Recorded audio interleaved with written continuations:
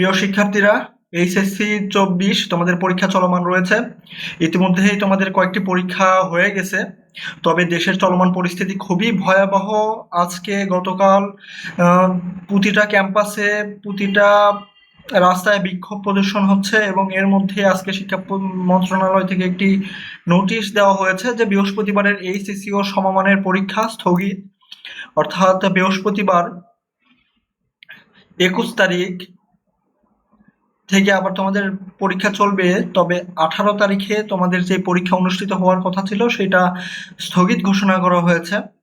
আজ বৃহস্পতিবার অনুষ্ঠিত সারা দেশের 11টি বোর্ডের এইচএসসি ও সমমানের পরীক্ষা স্থগিত করেছে বাংলাদেশ আন্তঃশিক্ষা বোর্ড সমন্বয় কমিটি। তবে 21 তারিখ থেকে পূর্ণঘোষিত সময়সূচি অনুযায়ী পরীক্ষা যথারীতি চলবে। আজ মঙ্গলবার রাতে এক অফিস আদেশে তথ্য জানানো হয়। অতএব 21 তারিখ থেকে তোমাদের পূর্ব ঘোষিত সময়সূচি অনুযায়ী পরীক্ষা চলবে, তবে বৃহস্পতিবারের যে পরীক্ষাটা আছে সেটা স্থগিত ঘোষণা করা হয়েছে। 18 জুলাইয়ের পরীক্ষা স্থগিত ঘোষণা করা হয়েছে। 21 তারিখ থেকে তোমাদের পরীক্ষা চলবে।